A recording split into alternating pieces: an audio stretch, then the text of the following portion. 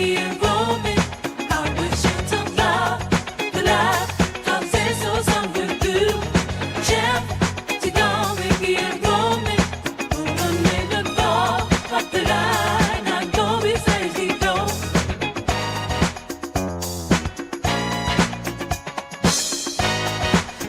evening.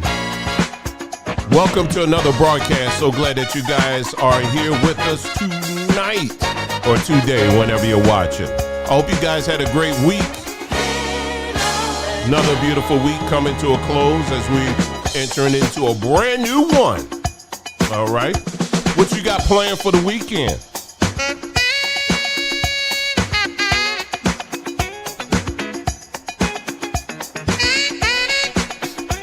Got a few things we're going to talk about tonight.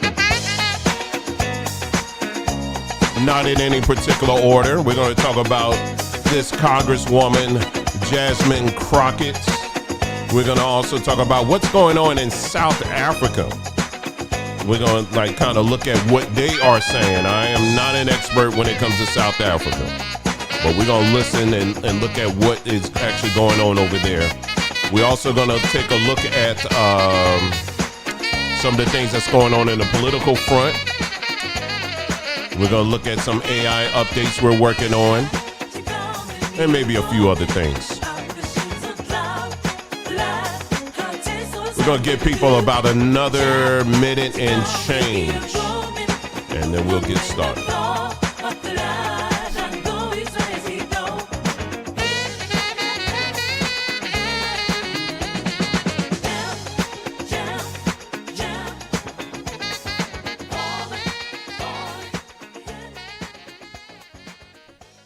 All right, still wait for people. Got some people, they're coming in. And like I said again, another 30 seconds, and then we'll get started here.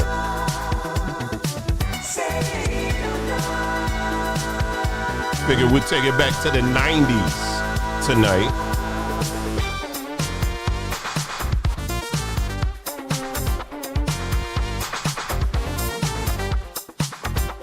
I know some of y'all still got your hammer pants out there. No shame in that. They may got a little dust on them. Look, you could probably fill them in now if you got. They probably fit like skinny jeans now, depending on how you turned out after the 90s. Well, let's go ahead and get started. Thank you again so much for tuning in. And again, like I said again, I hope you had a great week. Lots going on. Man, I had just gotten over, I don't know what it was. It was a cold, whatever it was, some weeks ago, back in January.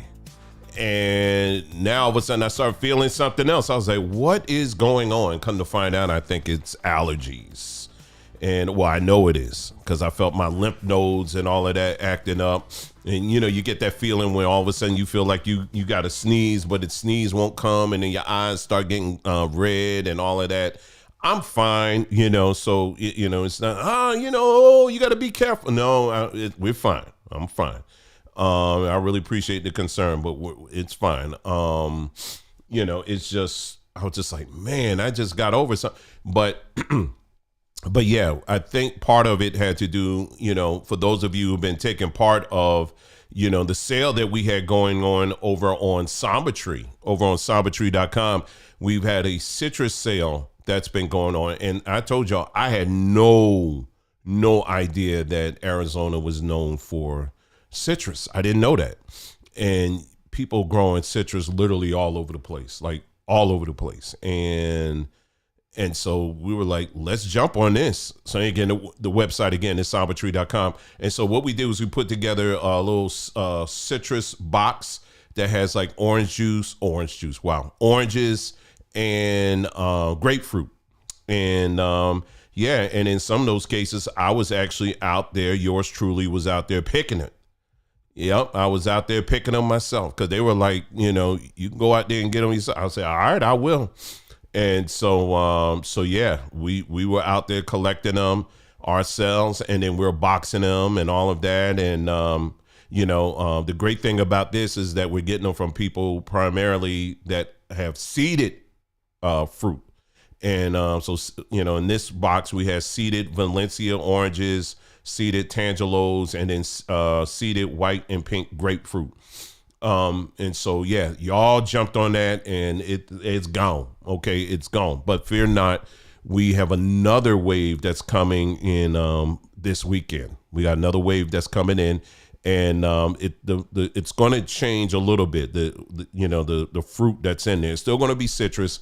The grapefruit, you're gonna have grapefruit and definitely oranges, but the grapefruit I think will go be a little bit smaller or something like that. Not sure, but yeah, we got them and we're getting them. They're still coming in, and it's all local. And like I said again, it's nothing like slicing these things open and you see a bunch of seeds up in there. And so yeah, you better take advantage of that. Don't just spit those seeds out and then throw them in the trash. Shoot, you may want to take some of those and plant them yourself, but yeah, so we were doing that, and like I said, I was under one of those trees and I just saw a bunch of pollen. I was like, oh no. And then sure enough, I was like, oh snap. And so, but anyway, but yeah, I'm doing much better. And yeah, we're doing fine. But yeah, very good, very tasty. Not about, I want to say a few weeks ago, I actually went to Walmart. We already had a juicer, but I didn't have one for citrus. So I spent like $18-19 for a citrus juicer at Walmart. Man, that thing's running every day. Every day we running that thing. And it's just nothing like it. There's absolutely nothing like it. I've heard people say this all the time. Yeah, that's right. I do this all the time. I always squeeze my own oranges and stuff. I don't. Okay, so I'm late to the game. I'm late to the party, okay? But for me, it's like, wow, what have I been missing out on? And so, yeah, I get that, juice it up. I'll usually have some in the morning, and then in the evening, I'll have some in the evening, late evening. And yeah, it's been great.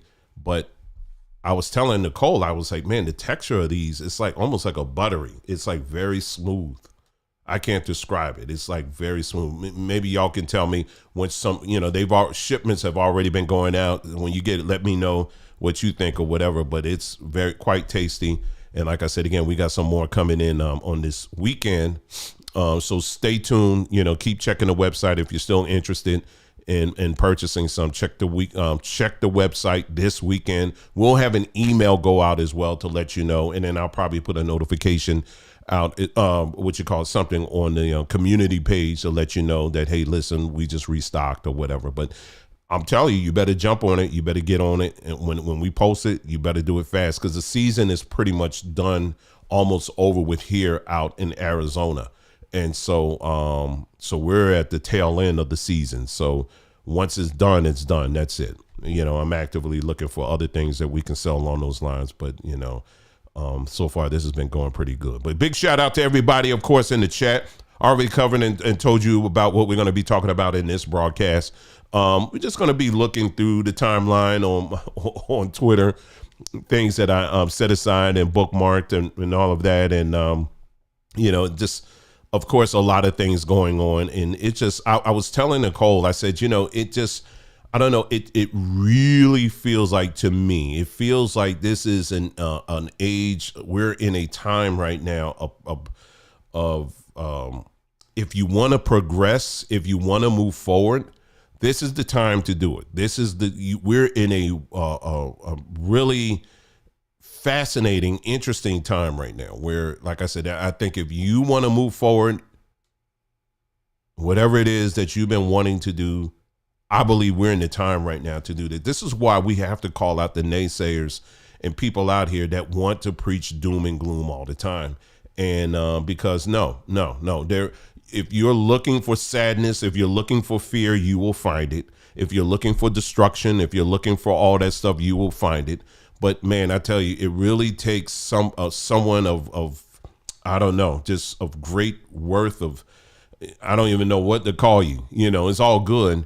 To seek out constantly the good things, what are things that we can shoot to so that we can become a better version of ourselves, that kind of thing. And that's what we try to do here. As I'm pulling up our the content of our first story here. So let me scroll back here a little bit here, and I'll just jump right in. We'll talk about Jasmine here. Hold on for a second. Let me see. Yeah. So as you know, Jasmine Crockett, she is a congresswoman out in from Texas, and you know she's one of the 92% of women that was in all the way in the tank for Kamala. You know, and, you know, of course, it didn't work out. This is her right here, believe it or not. Does she look different? This is when she was running for office. Does she look different? You know, what's missing? Well, the wig ain't what it is, you know, what it is today. You know, it's a little bit struggle. No eyelashes. Look very plain. Not plain in a bad way, but I'm just saying she looks a lot different. And I'm not saying this, this is not I'm not insulting at all. I mean, she looks fine to me, but I'm just showing you the contrast between, you know, these women that wear these them long snuffleupagus eyelashes and all of that. No, you don't have to do that. And, you know, and I remember I was talking to my wife about this. I was like, where did that even come from? And she said, you know, that actually, who started that whole trend were trannies. Trannies started that whole trend of the long eyelashes and all of that stuff. Trannies started that. And you have a lot of black women that just follow suit with that. Same thing with the long, you know, just Skeletor or whatever nails. It's just, I just can't do it. I can't do it. I cannot do it. But yeah, this is her right here. And, you know, she's just talking about her running for office or whatever. But, you know, what I've noticed is that since those days, of course, obviously she was elected, you know, she is, you know, it's a lot of the stuff she's saying. It's like, how much are they paying you? I mean, literally, how much are they paying you to say this kind of foolishness? And this was an interview that she did over on ABC News. This is a snippet of it, but I want you to hear what she had to say on this interview. It was just really something. This is her right here. Now, see, different. Wig looks a little bit better. It's a lot fuller, right? She got them long eyelashes. You know, it's like, okay. And got her red on. I think she's a Delta. But I want you to listen and to hear what she had to say in this interview. Quite interesting. Let's go. Now, President Trump says he likes the idea of giving some of the savings from Doge back to Americans as kind of a dividend. Would you support that? Listen, he's just telling a lie. He's not the one that had anything to do with the $1,200 refunds that people had during the midst of COVID. That was done by a Democratic House. Hold on. Did I miss something? Let's go back again. Now, President Trump says he likes the idea of giving some of the savings from Doge back to Americans as kind of a dividend. Would you support that? Listen, he's just telling a lie. How is he telling a lie? Trump said that he was exploring the possibility of giving each American $5,000. That's what he said. He's not saying it's going to happen, but he's saying he's exploring to see if that's a possibility. But I want you to listen to how she just automatically pivoted to something completely different. Well, let's play it one more time. Now, President Trump says he likes the idea of giving some of the savings from Doge back to Americans as kind of a dividend. Would you support that?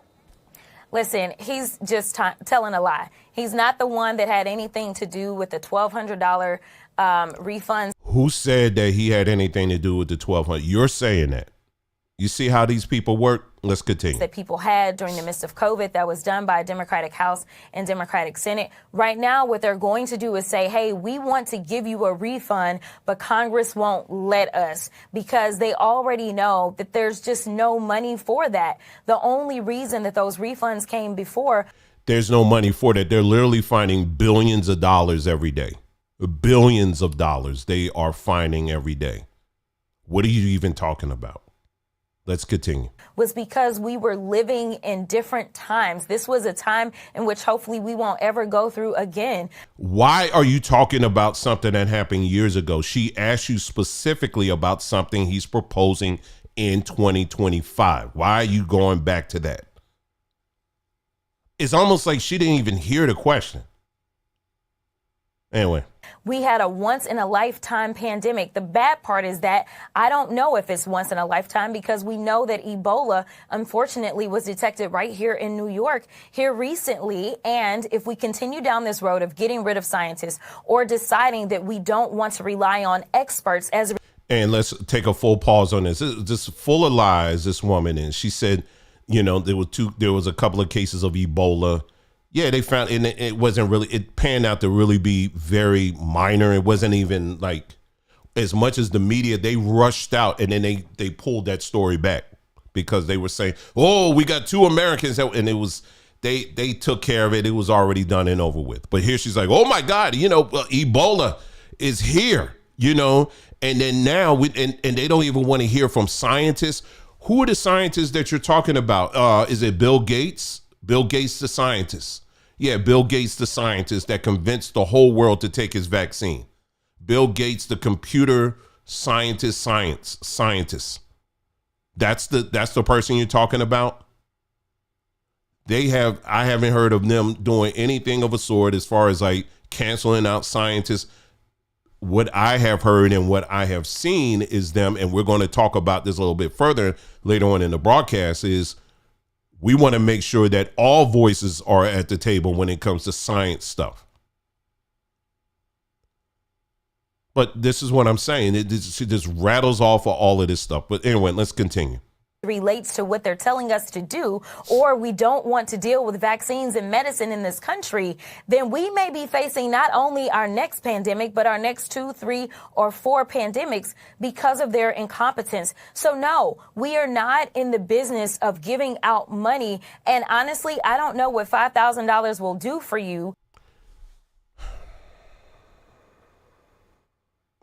We are not in the business of giving away money. They are literally showing receipts every day that how your party is doing just that.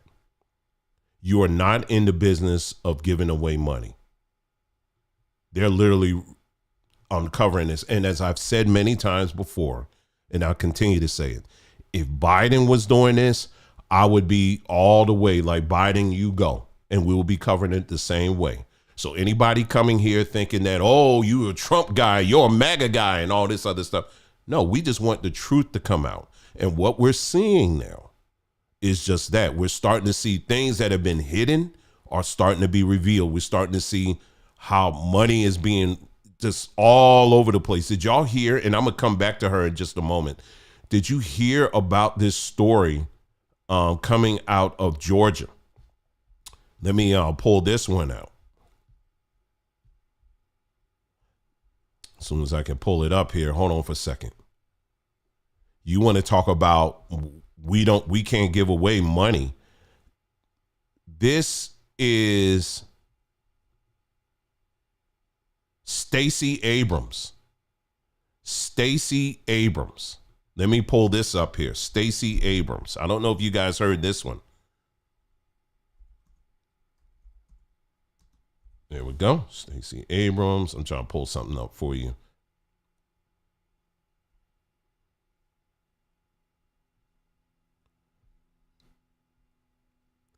Anyway, I'll just read it for you. Stacey Abrams. This Doge thing, they said they found $2 billion. $2 billion. I want that to soak in for a moment. I really want this to soak in for a moment. $2 billion. Let me say that again for those in the back. For those that you know maybe you hard of hearing, and that's okay. It's okay. We're here for you. If I knew some sign language, I would do it for you. And I'm being, because I want to make sure you hear this. $2 billion for Stacey Abrams. It was earmarked for some organization that she was part of. The organization that she was part of, they on their tax papers, You know what their income was for 1 year? $100. $100. And in exchange, somehow, she was able to secure, according to what they're saying here, $2 billion for this, whatever this EPA organization or some organization that she started, it's like environmental justice and all that. She was able, I don't think y'all hear what I'm saying. 2 billion, not million. That we beyond million.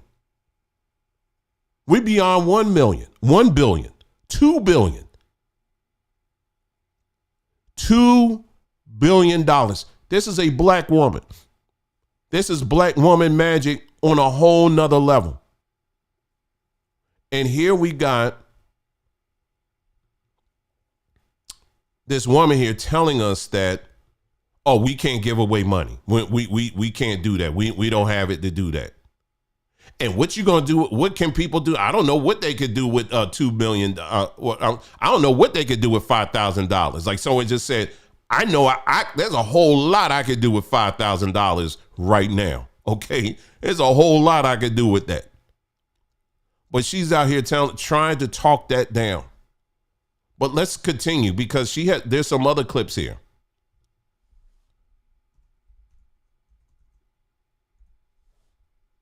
There's some other clips here of her saying some stuff, and it's just like, are you? All right, this is another one here. This is her right here. She's talking about illegal immigrants. She's part of a Zoom call. And appreciate each and every one of you guys who are here and enjoying us for this live. Really appreciate that. I never want y'all to think that I take it lightly or for granted. You didn't have to click, but you did, and I appreciate that. But anyway, this is her in a Zoom call. I want you to hear this question that someone asked her. Bill will impact real. This is her here in the bottom right-hand corner.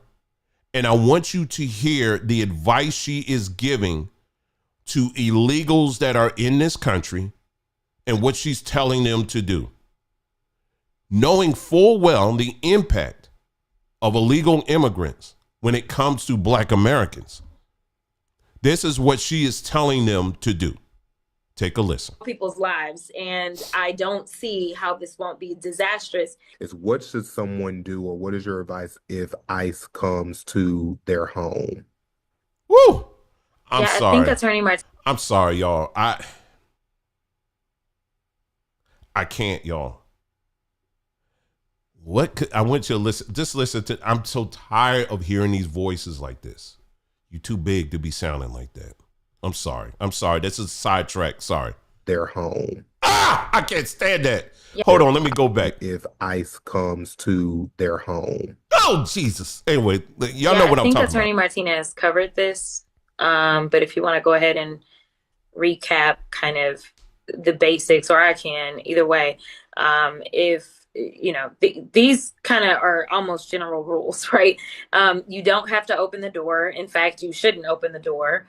As well as if for some reason somebody else opens the door, then definitely there needs to be an inquiry about whether or not there's a warrant.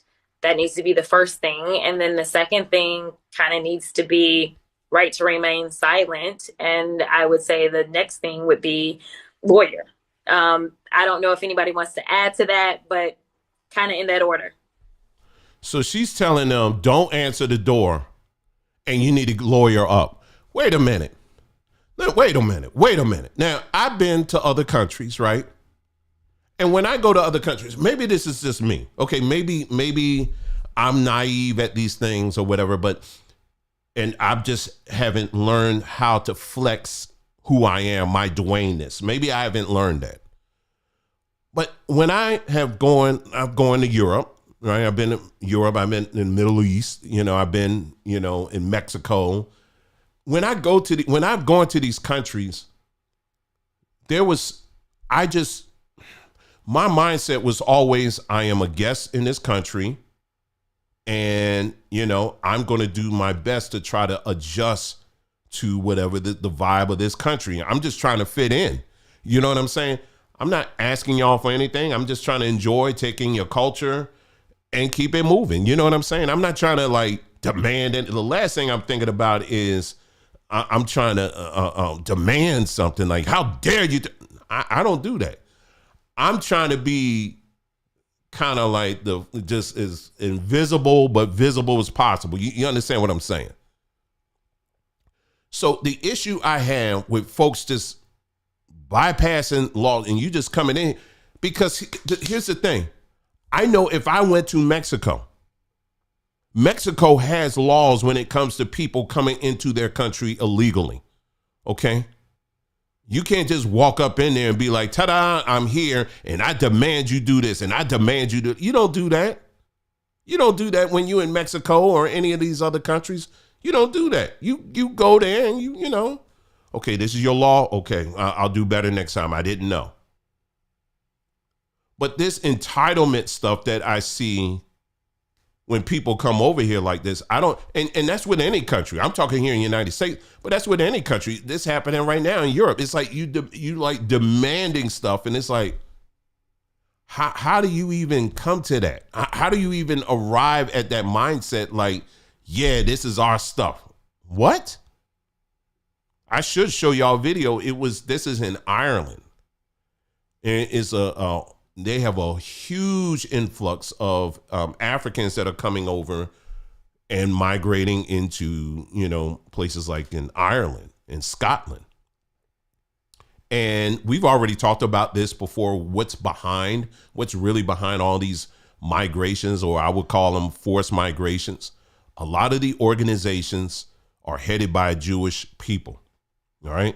And then there's a whole story as to why they are pushing these forced migrations onto these different countries. It's tied to their belief system and all of that. I don't have time to get into all of that. But you notice that they have no problem pushing these people into these European countries. But how often are they pushing black folks to go into Israel? I mean, they're black folks over there anyway. But you understand what I'm saying? Or trying to get Chinese people to come into Israel. Or a group of Puerto Ricans. They're going to get some Puerto Ricans to go up in Israel, in Old Town Jerusalem. They're going to get that. Oh, no, that ain't happening. You ain't going to roll up. You ain't going to just roll up in Israel like that. But they have no problem. When you look at all the leading voices, when it comes to these forced immigration policies, you'll find that it's heavy on Jewish people. They just happen to be Jewish. But the why is something we talked about some time ago. And like I said, again, I don't have time to get into this. But anyway, it was a video that I'm referring to.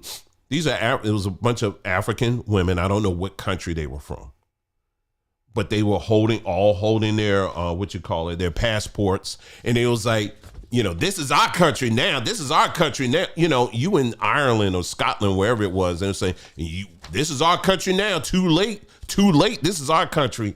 And I'm sitting up there like, do you really do that? I mean, you know what I'm saying? Maybe I'm missing something. You know what I'm saying? I see those things as a privilege. It's not, I'm entitled to that. You understand what I'm saying? But this is what you see. And you have Congress people like this fool who wants to empower that mindset and telling people, hey, listen, when they come to your door, hey, listen, make sure you hide. And then after, don't answer it. And make sure, if anything, you get yourself a lawyer. A lawyer. Okay. All right. Let me continue here, because I don't want to spend too much time on her. We got other things I want to talk about here. She was right here. Let's see, what else did she have? Oh, I think we played this before. Here we go.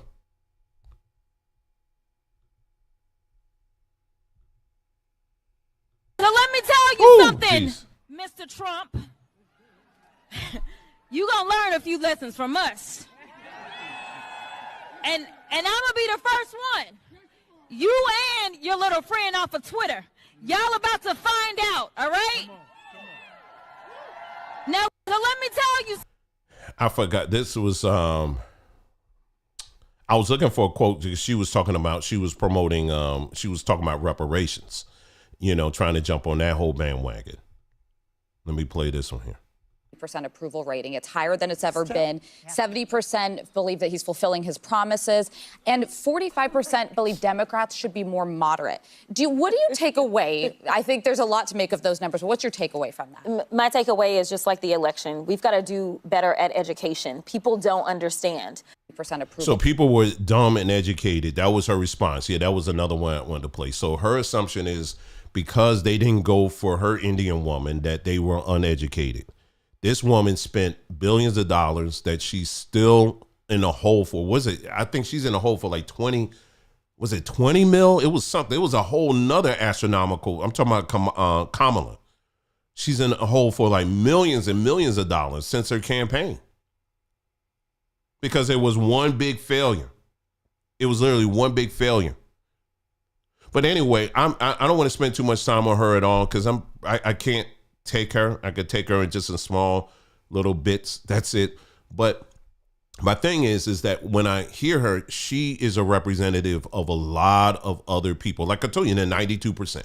The 92% of that demographic that called themselves or referred to themselves as the 92% who felt that it was on them, it was their calling by God or whatever to save America and, to shame men and insult men and all of this and say, if you don't vote, then, then that means you got an issue with women, all of this stuff that they were saying. And the formula didn't work. And so now you have people like this who are out here not only spreading lies, but also a lot of fear. Like, oh, Ebola is going to come. And it was another clip where she was saying, planes are going to fall out of the sky. You're already seeing that now. It was like she was trying to think of any and all things that she could think of that would spread more fear. The truth is, as far as the amount of plane accidents, well, someone took a look at that. They did a comparison between when Biden was in office and Trump is in office. Same time period. Biden had way more plane crashes, and we're not blaming plane crashes on either one. But my point is, these people would just literally say anything that will get you hooked up emotionally. And that's what I'm saying. She is a paid social media congresswoman. That's what she is. She's a social media congresswoman. All of that neck rolling and the finger and all that stuff, that gets a lot of clicks, but she has no power. She has no power. Let me see if I have, was this Jeffries that said this? Hold on. Let me see if I have this. Hakeem. Yeah, I think it was Jeffries.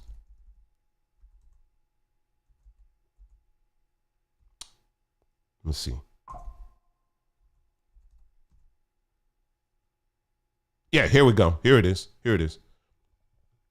Now, Hakeem Jeffries is the minority speaker of the House. Now, I want you to listen to him. And he's telling the truth. He's telling the truth about his party and where they are right now. He's letting you know. Take a listen. Now, this is him. The first clip you're going to hear, this is him in January the 31st. And then the second clip is him saying 1 week later, February the 7th. Take a listen. We are going to fight it legislatively. We are going to fight it in the courts. And we're going to fight it in the streets. But I'm trying to figure out what leverage we actually have. What leverage do we have? Republicans have repeatedly lectured America. They control the House, the Senate, and the presidency. It's their government. What leverage do we have? I mean, he's telling the truth.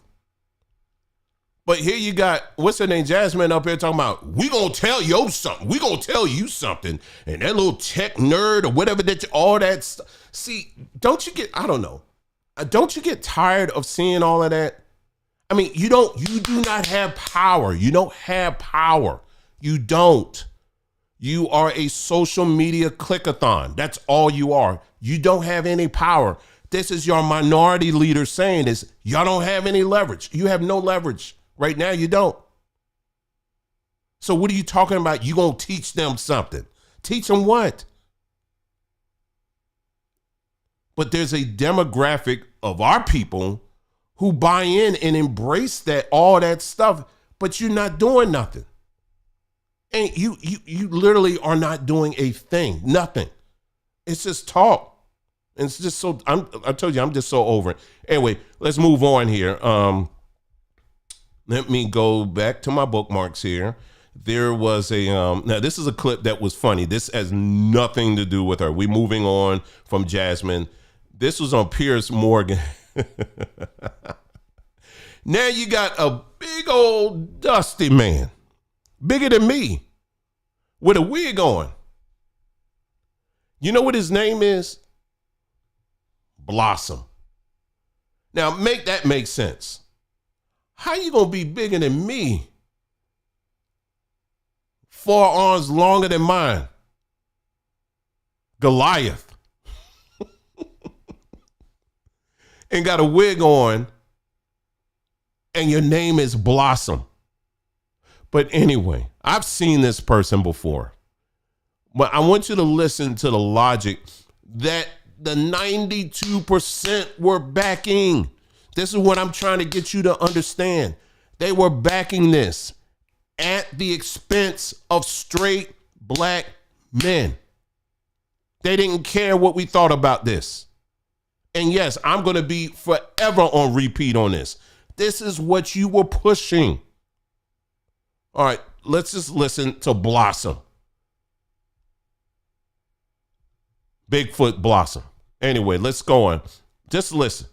Absurd from top to bottom, saying there should be a gender neutral Olympics. I know. Are you serious? Madness. Do you also believe, Blossom, that we should combine the Paralympics and the Olympics?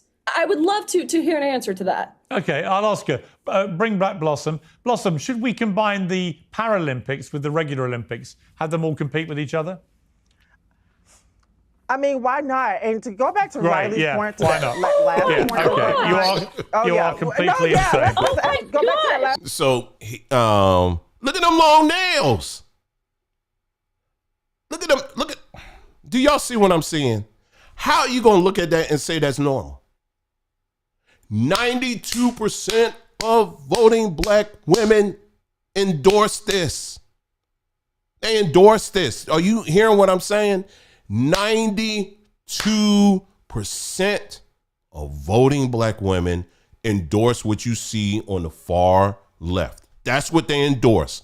A big old football linebacker, chin and neck is thicker than mine, long behind nails, and your name is Blossom.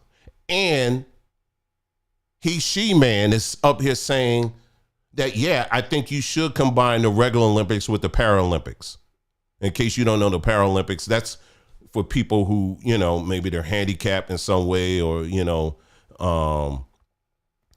so they should all compete together. This is the logic. I'll tell you, it's something else. That's not normal. Let's just put it that way. I'll tell you, that's not normal.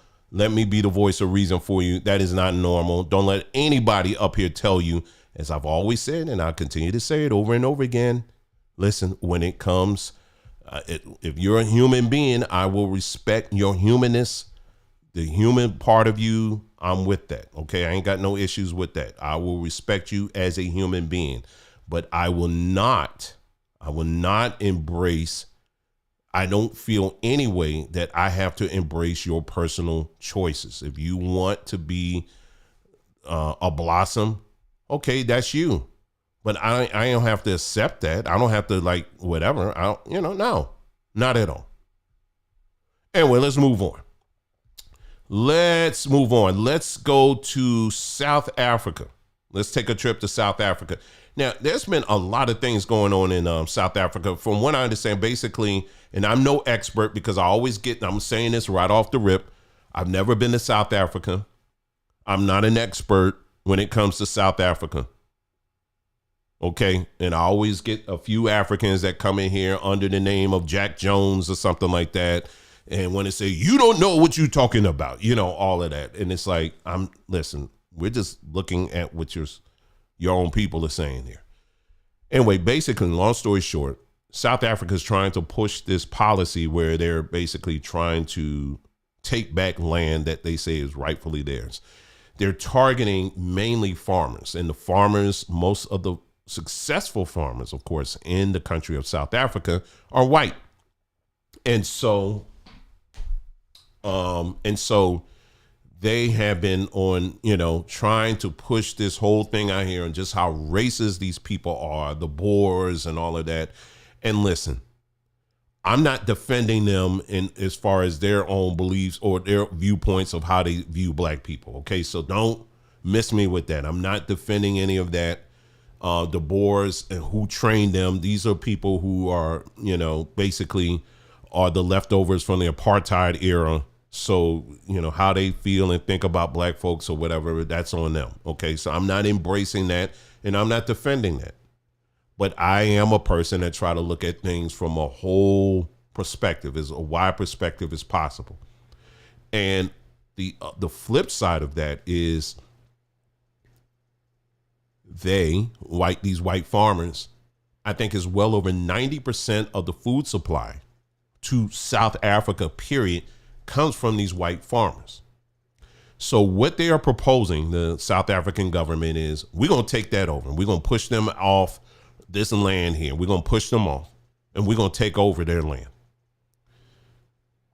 I think it's roughly 4%. I had a whole breakdown here. It's like 4% of the food supply comes from actual black farmers in South Africa, but the remaining like 92%, it comes from white farmers. And so you have economists in South Africa that are saying, if you do this by pushing them off their land, you are going to create a whole big economic catastrophe if you do this. Because who's going to do the whole food thing? Who's going to do the food production? Who's going to do all of that? You don't just switch up in the middle of the night and then everything just continues on. No, it takes time to do that. But anyway, let me pull up some videos of people from South Africa that are actually talking about this particular issue. Here are just some of the things here. This guy here, I'm not going to try to pronounce the names because, you know, I'm just not good at that thing when I'm, you know, names that are not local to me. I'm not really good. I'm not good at that. Okay. But I want you to listen to it. This guy here, I believe he's an economist and he's from South Africa. I want you to take a listen to some of the other things that aren't being discussed enough, at least I don't think, when it comes to what's going on in South Africa. Let's take a listen to him.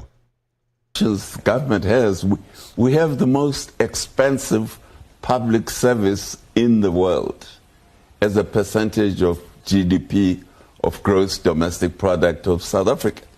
There was a report produced a couple of years ago looking at the wage bill of the South African government. It was produced by the International Monetary Fund. Even they were shocked. The South African public service consumes 16% of gross domestic product as pay to the public service.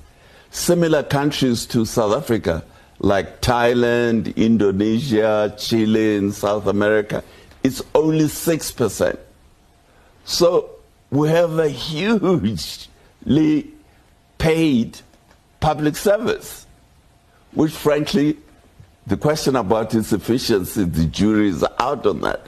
But we have a hugely overpaid public service, which is a mega cost to the economy. The government can go there and reduce the cost of the public service. That would be where they should go. The unions always say, Mr. Mbeki, that... So I hope you heard what he said. 16% of their gross domestic product goes to the public workers. 16%.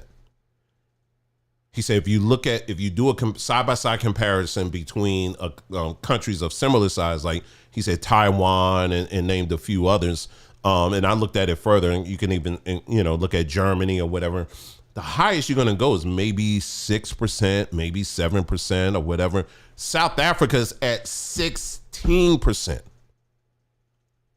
So the public sector is similar to what we're dealing with here in the United States. They're getting all this money, but what is the tangible result to the people? I just talked about last week. I don't know if he's the top police officer. I don't know what he is, but he's involved, high-ranking official in South Africa when it comes to law enforcement. I played a video, it was last week. He said out of 60,000 and change people that they arrested in 1 year, out of 60,000, he said 57,000 of the people they arrested were black men. He said this country right now, he said our number one problem is black men. That's not my words. That's what he said. That's what he said. So you're wanting to attack these farmers, but you literally got a whole terrorism thing going on right in your own backyard. But, it's the farmers. We got to go after the farmers. What I see going on is I think all of this is one big diversion. In other words, these leaders have run that country so poorly that they're looking at this point, they're looking for anything possible where it will allow them to steer all the frustration over to something else. And these white farmers are very convenient. We saw the same thing in Zimbabwe. In Zimbabwe, this happened not once, but twice. The same thing happened. The government was getting a lot of clap back from his own people. And then all of a sudden, it's the white farmers. We got to take back our land. And, black folks, being emotional and all that, we just jumped right on. It was like, yeah, that's right. We got to, and then after the whole process, it was like, oh, shoot. Man, well, we off on this. We got to, let's bring them back. They did that twice. Here's another person. I told you, I go right to the people. So anybody you don't know what you're talking about. I'm going, okay, well, you need to tell your people this. Okay, this is what your people are saying. This is someone else from South Africa that's talking about this overall topic and what the real problems are. Let's take a listen to him. My name is Temba Noluchungu, and I am a director of the Free Market Foundation.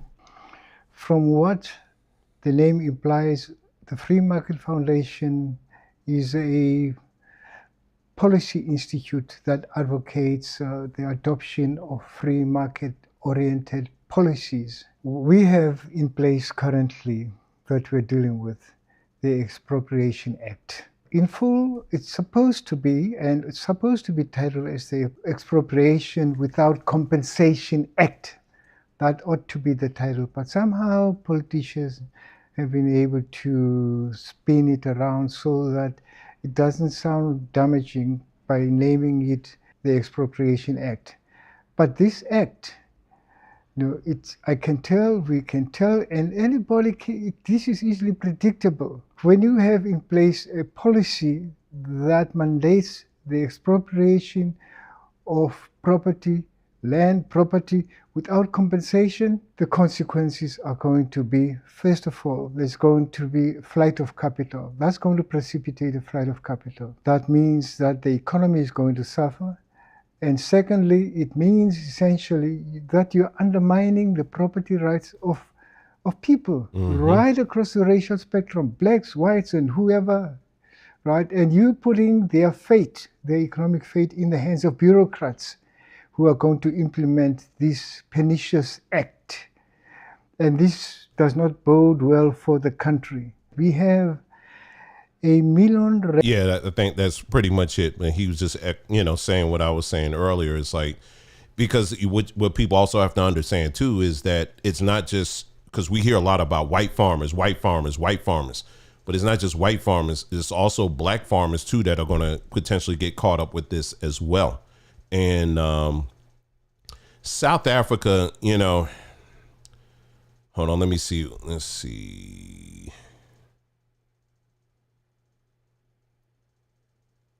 There's no need for me to play. He's just repeating the same thing.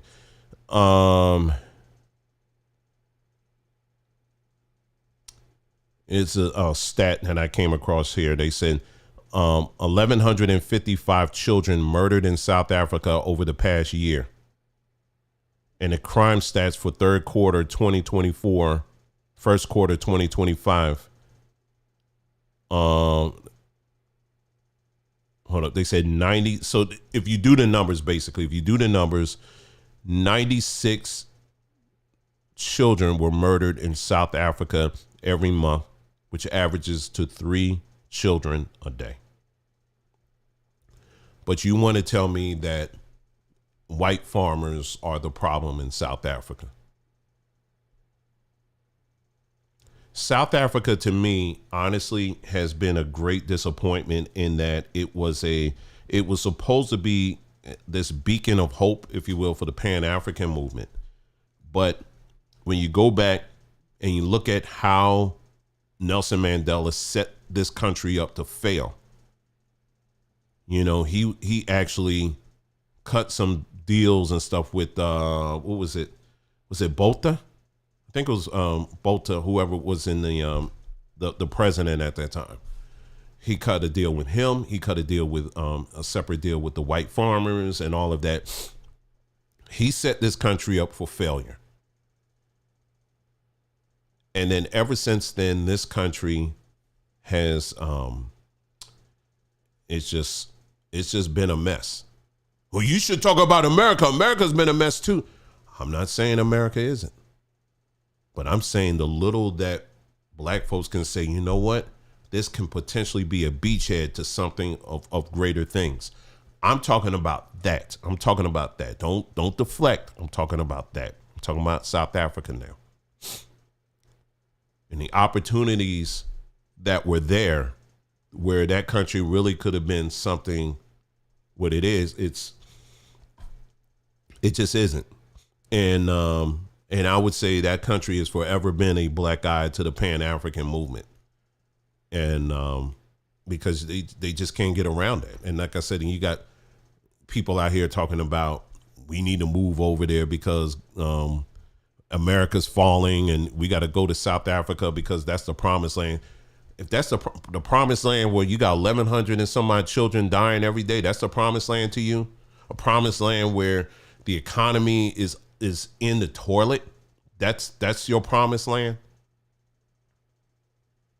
So, yeah, I wouldn't even.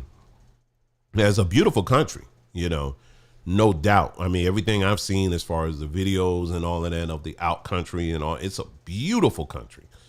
But, yeah, I have no plans of going over there. I don't hate the people. I'm just saying I just have no plans. There's nothing in me that I would want to go over there. Nothing. And I love the continent, but they're just not right now. No. And it's sad. It's unfortunate that it is what it is, but here we are.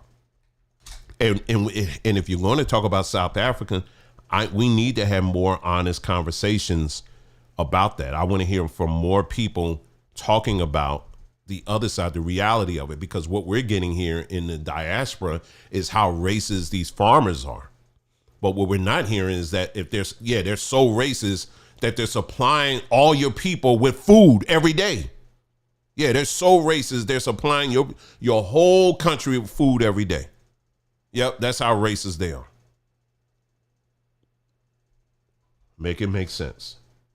Anyway, I'm sure we'll be talking about this more in the days ahead or whatever. But anyway, let's move on here. We got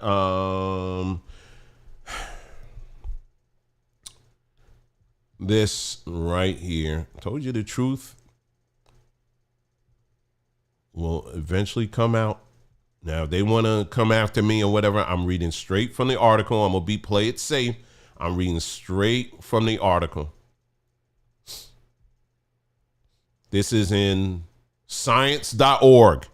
YouTube gods and goddesses. I'm reading from science. Oh, you got to trust the science. Okay. Well, this is what science.org is saying. All right. AI, YouTube AI. Let me say it slow for YouTube AI to catch up. We are reading from science.org. The following that I'm going to read is coming from science.org. I got to say it clear. And guess what they just dropped? Oh, well, this is on the 20th. The 20th of January. In rare cases, coronavirus vaccines may cause long COVID-like symptoms. Brain fog, headaches, blood pressure swings are being probed by NIH and other researchers. Not going to read the whole article. We'll just read the first part of it. In late 2020, okay, hold on. Let's go. Okay, let's go to here. More discrete side effects connected to COVID-19 vaccines may have been recognized, including a rare but severe clotting disorder that occurs after the AstraZeneca and Johnson & Johnson vaccines, and heart inflammation documented after the messenger RNA vaccines manufactured by Pfizer and Moderna. Probing possible side effects presents a dilemma to researchers. They risk fomenting rejection of vaccines that are generally safe, effective, and crucial to saving lives. And it goes on. So in this article now, they're acknowledging this. And here's another article. This came out a month later. This is in Times Live CO. I guess this is South Africa's. Okay. Stubborn wage. Oh, no. This ain't the article. Where's the other article? Is this it? Oh, I didn't get it. Well, the other article, I think it was going to be more to say. Let me see. Hold on. Let me see right quick. Hold on. Let me see. Hold on for just a second here.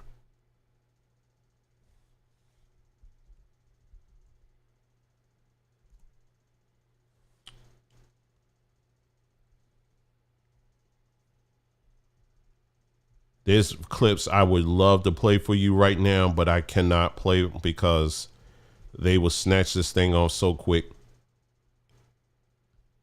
I can't play. But basically, that other article I think I was going to read to you, it was going to say pretty much this, echo the same thing. That now scientists are starting to come out and acknowledge this stuff. And the thing that really, I get pissed off at this kind of stuff. There's been many platforms out there, us included, that were out here over and over again saying, yes, trust the science, but you need to listen to all the science, not just a select group, but all the science. But it was made very clear that there was certain sciences that they wanted you to listen to.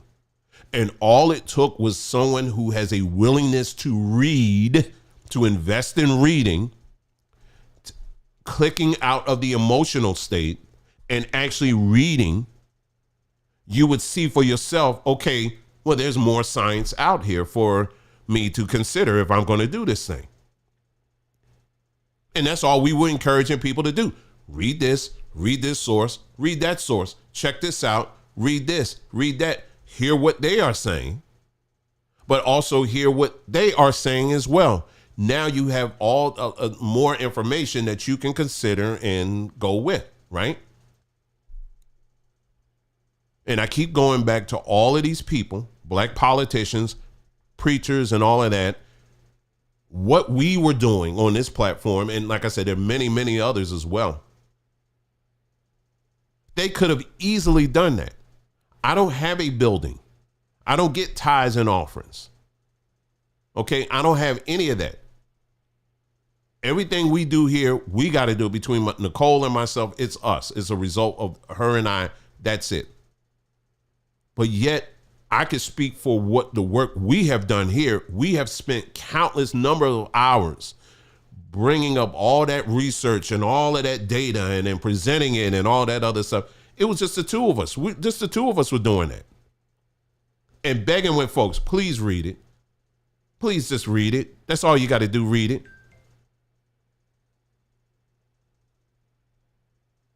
Oh, hold on. What's she saying?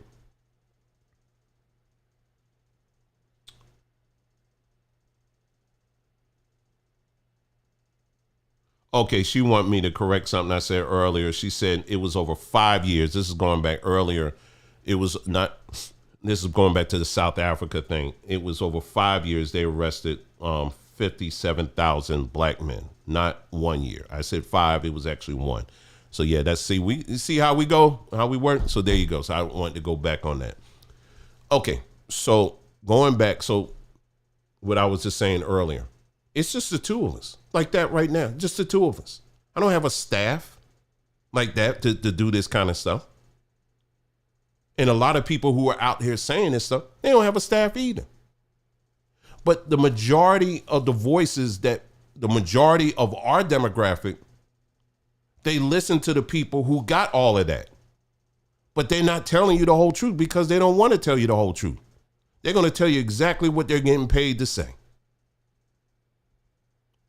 And they're not going to encourage you to investigate for yourself. And as time went on, it came out as clear as day.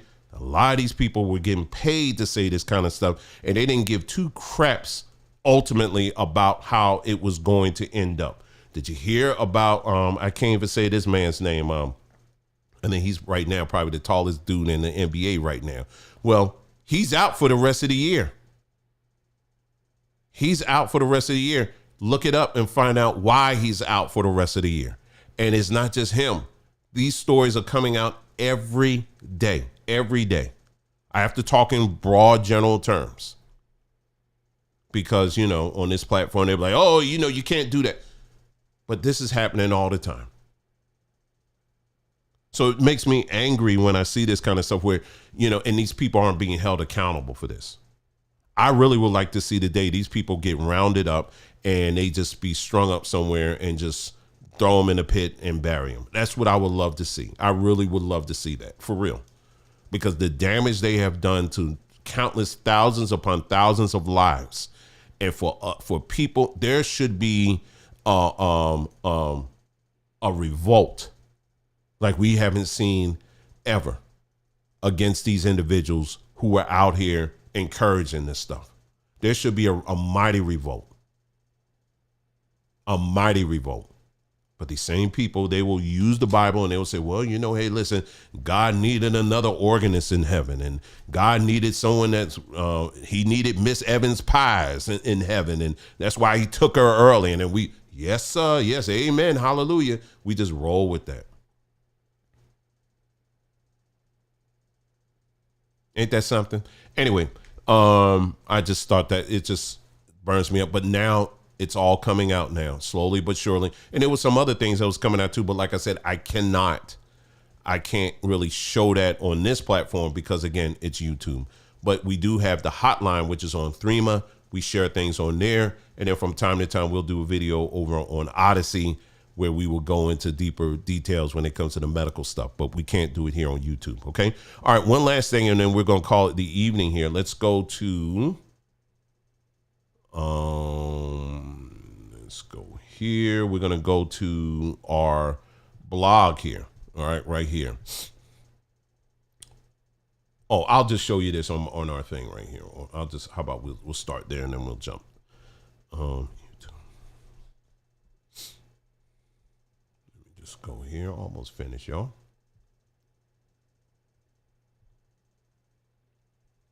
Here we go. We're going to go right to our posts. And here we go. Right here. Here we go. So here, yeah. All right. So I'm not going to read the post itself, but I'm just going to tell you right quick here. I said the days of spirit-led research and my grandmother told me documentation are over. And we have been talking extensively on this platform about AI. We've been talking about how you can use it, to for a number of things. I think it was our last broadcast we did. We actually walk you through some of the tools, basic tools that you can use and some of the basic scenarios you can use it for. It's very simple and it's very easy. And like I said, again, I would encourage you to watch it if you're someone that's kind of new to it, or maybe you just kind of been pushing it to the side a little bit or whatever, I would encourage you to do it, because this is the new reality right now. It is. It just is. And one of the things that this new reality brings is our ability to validate things very quickly. The days of people making claims based off of emotion or thin information, it's done. It's cooked. You got people that will do 2-hour, 3-hour plus videos that will go into, we're going to break down the DNA and we're going to talk, I'm going to give you this history of who we are as a people and what we came from and all this other stuff. And they're just talking. They'll get a strip of information here. They'll get a strip of information there. They'll get another strip of information there, so forth and so on. And they'll put it together in a package that make you feel good and like, yeah, this is it. That kind of thing. And a lot of people just go along with it, but and that's good enough for a lot of people. But it's time now, because good enough has not, let me ask you something. What has good enough up to this point? What has it tangibly done to uplift, to change your situation, to uplift us as a people? What has good enough done up to this point? For real. By people telling you, for example, that the people in the Bible were black. What has that tangibly done to you? Tangibly. Don't give me the emotional stuff like, I just feel more connected to the Bible now. I ain't talking about that. I'm talking tangibly. And don't give me the, I won't really know until I die. Here we go with the fatalistic religion thing again. It's like, you don't know until you die, that kind of thing. I'm talking about now, in the here and now. What tangibly has that done to improve your situation? Or when people tell you, like in the example that I had, other example, Tariq Nasheed, he posted this image up there like he always does and says, he don't really say anything, but he'll post just enough to get, because he knows people will run with stuff.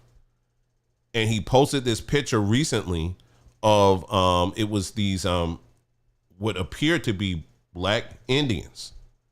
And I'll post it right here. This is what he posted. So this is Native American tribe from Oregon in the year 1902. And you have black people who will look at this and just jump to the conclusion, because their skin is dark, that means they were us. And that's the only qualifier, is looking at a picture and determining that somehow you are connected to them simply because they have dark skin. When I tell you this is prevalent on social media, this kind of logic. Well, with AI, it shuts all of that down, because what you're able to do now is you're able to upload this picture and say, hey, listen, tell me the origin of where this picture actually came from. Now, I want you to tell me about the tribe. Where are they located? Oh, okay. And I'm not going to read. You can read all this on your own. And then the question is asked, were they mistaken as black Americans? Evidence of admixture, common misidentification. And then it goes in, basically it's talking about, no, they were not, in short. In fact, Oregon had one of the least amount of black population in America at that time, because they had exclusion laws. Oregon was, a lot of people don't know that Oregon was very tough when it come to, they weren't really welcoming black folks in Oregon.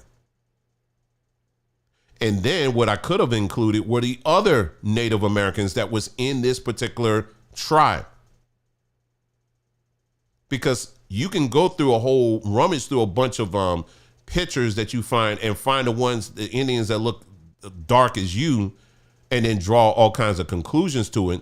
But you're not going to get the full picture until you look at all the other pictures of the same tribe. And there are many pictures on here of this same group. They range in color. But there's more.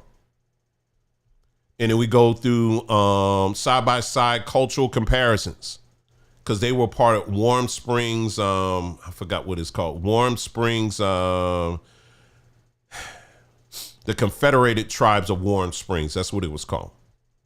And basically, what I was able to do, I said, I want to do a side-by-side comparison with the key features of both cultures, this tribe and Black American tribe. We looked at language, religion, spirituality, food culture, housing, hairstyling, music and dance, clothing, family structure, oral traditions and storytelling, genetic DNA markers. And then I went to make sure this was included as well. There are a lot of times people will look at these old pictures, and when you see someone like with dark skin, a lot of times people are like, well, he was black. Yeah, these Indians were black. No, what happens is I want you to, and I did it for you, wet plate photography and skin tone. This whole section talks about the technology that they used at that time. It was called wet plate photography. And what it would do is a lot of times it would make the skin look darker. There are pictures of white people that look dark. There are plenty of wet plate photos that you can find online right now with the white people. They actually look darker. But it wasn't that they were dark in real life. It's because of the camera, the type of film development they were doing at that time. And then not only that, we did a summary of key points, just a quick summary. And then I included an exhaustive source list. And it has links, all the links, and then some if you want them. They're all here. So as you can see, we're not just going by one picture here. We want to take an exhaustive look at the claim because we want to see if this claim is legit or not.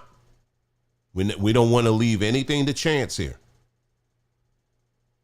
All right, so that's one thing you're able to do now with this technology. Now, here's another thing that you're able to do.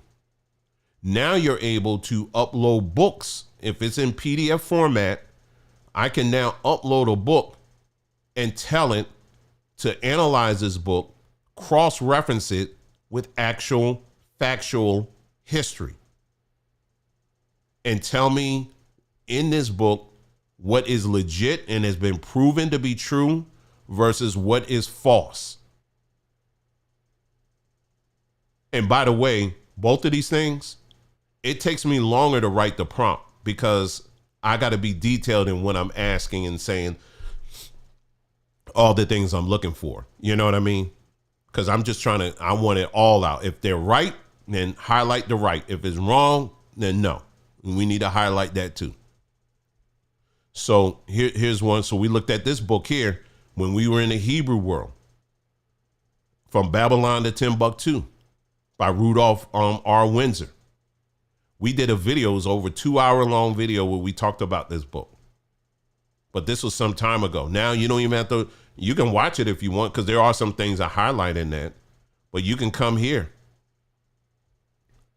And this thing literally went page by page, looked at all the claims that Windsor made in his book, compared it with archaeological data and historical data, ancient text, did a side-by-side comparison. And again, it gives you all the links where you can check these things out on your own, verify, read more, and that's it.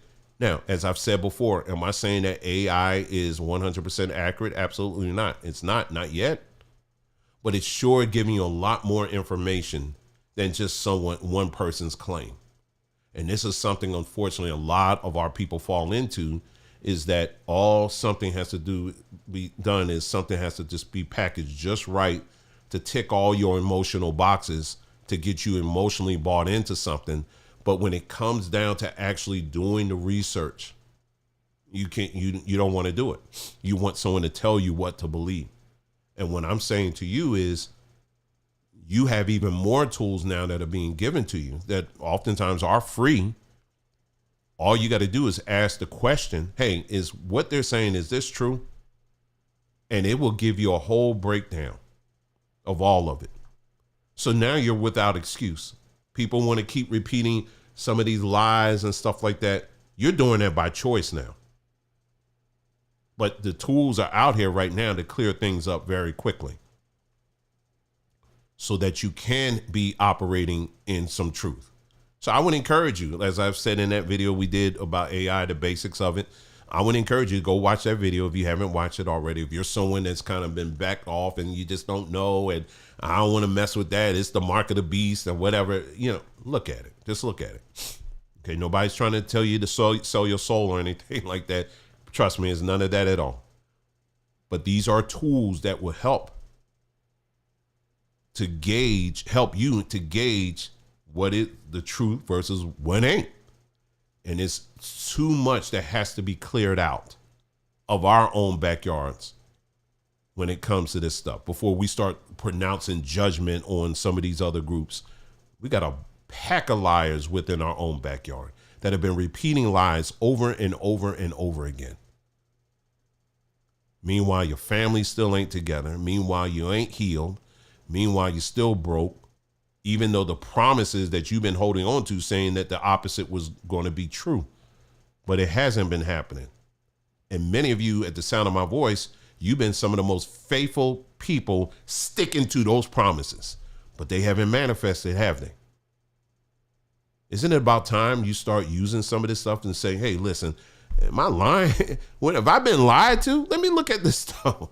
You know what I mean? This is your opportunity to do it. This is your opportunity to do it. Now I would encourage you to do so. So anyway, make sure you check that out, those 2 posts. And we're going to be doing more. If you have any suggestions for any other books that you would like to see us run it through AI, analyze it or whatever, you can put it in the chat. I'm getting ready to wrap it up, or put it in the comment section and let me know. Or maybe there's some particular claims. In the meantime, I'm actually working on something right now that will be a component to our webpage, Journeyman and Woman, journeymanandwoman.com.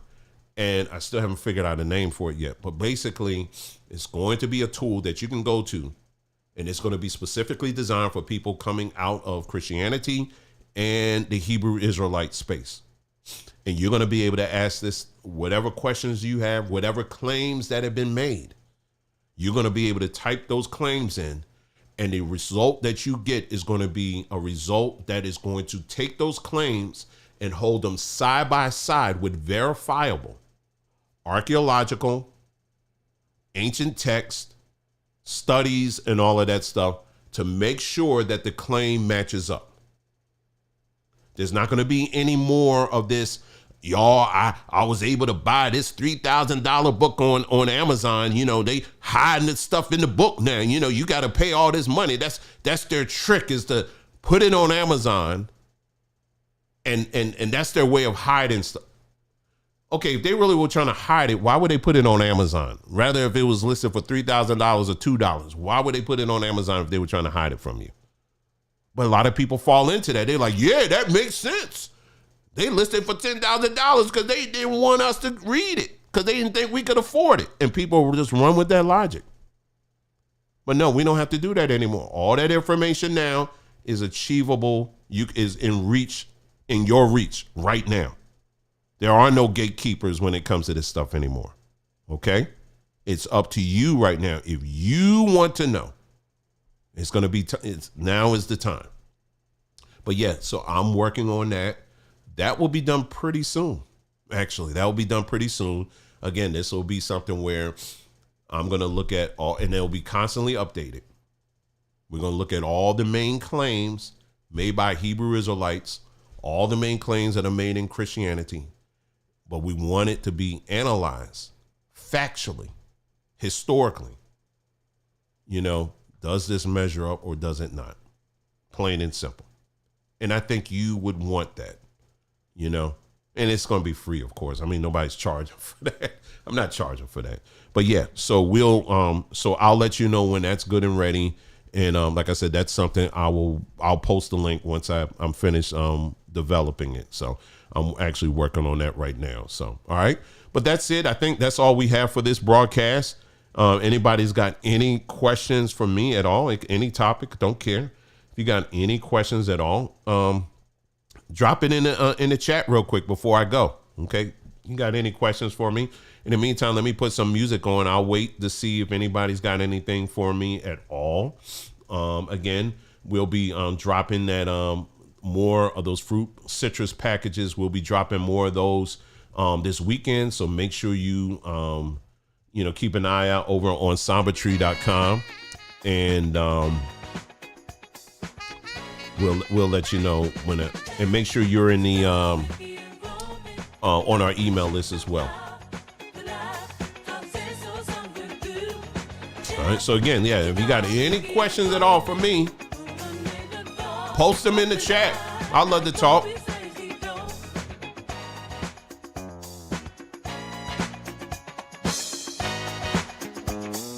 I know there's a delay too, so sometimes it takes a minute for people to respond. And if not, hey, I'll see you around.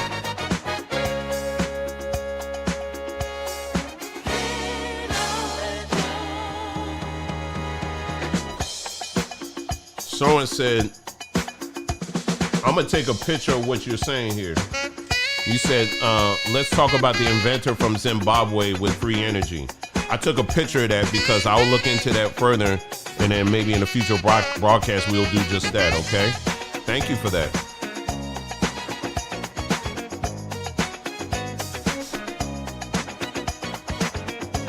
But I think Nicole, she'll be doing a broadcast very soon. Very soon she'll be doing that, so keep an eye out for that. And a lot of great things coming up.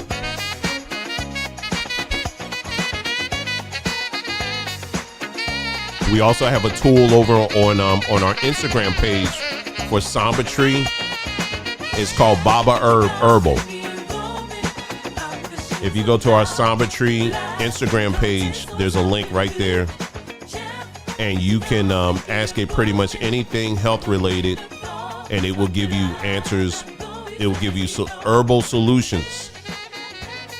And the herbal solutions are going to be herbs that are based out of Africa and the Caribbean. That's the unique thing about this. We got a lot of things coming up, y'all. Anyway, that's it. That's all I have for you. Thank you so much for tuning in. You guys take care, and I will see you when I see you. Take care.